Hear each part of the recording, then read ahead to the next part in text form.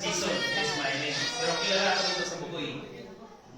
Hindi na ako lumalabas masyado ng bahay. Matagal ako laki ako sa Buanga. Sa Manila talaga ako natutong na magtrabaho, magbalot ng buto. Gusto araw-araw ako sa lansanan. Kita-kita ko yung korupsyon na para sa dito po sa dito. Pero pag pupunta tayo dito, lahat yan dito. Nakatira ko dati sa Bimbo. Pag-uwi ko, kasi pang night shift ako, pag-uwi ko ng gabi, ang dami nagsusula sa daan. At naka-jacket ako ng itim. Pagka doon yan, nagtatakbuhan kasi akala nila pulis. Eh ako din natakot kasi baka matirahin ako.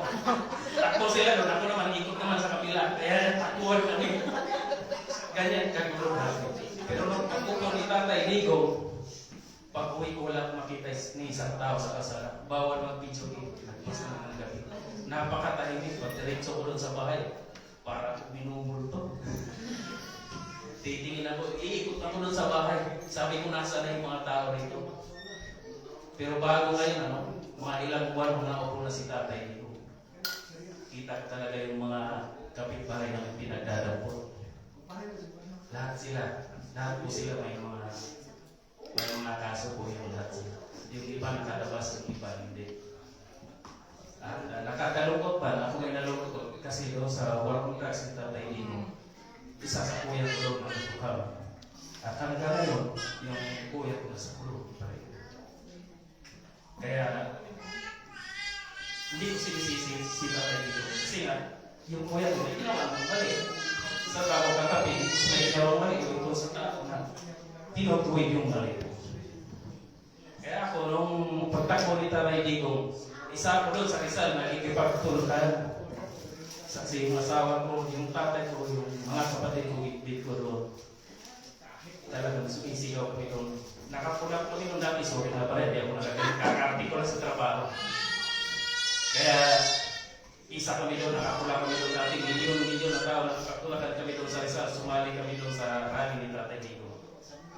Tsaka, grabe yung system dati. Isa pa sa sistema ako, isa akong driver. Sistema ng driver dati, driver license, 3 years nagre-renew ka. Yung sistema doon sa EDSA dati, every 3 years ka nagre-renew. Marami akong huli, pasaway ako na driver sa EDSA eh. Siguro mga 72 yung tickets ko. Okay. Ticket ko grande. So kailangan ko, mag-renew doon, yung system pala dati, mag-a-attend ako na ng listing. Tapos babayaran ko lahat yung ticket ko.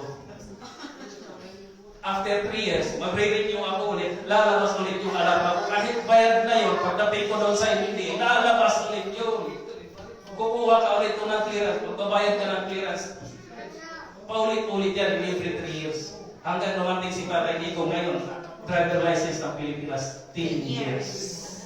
Passport natin ngayon, 10 years. Partida pa yan, may COVID pa, nung si Tatay Ligo ang umupo. May gira pa sa marami. Ano na lang kaya nagawa ni Tatay Ligo kung wala yung mga yun?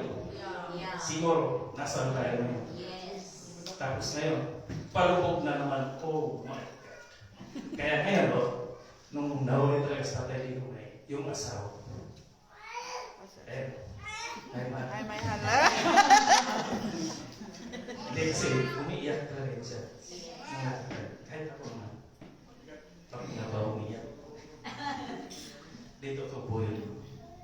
Ngayon na naman tayo sa Negala, nagkaroon ng boses yung mga nalipid. Kaya panahon na ilabas talaga natin yung nararamdaman natin. Kahit masakit sa dibdib, ito po yung totoo. Maraming salamat.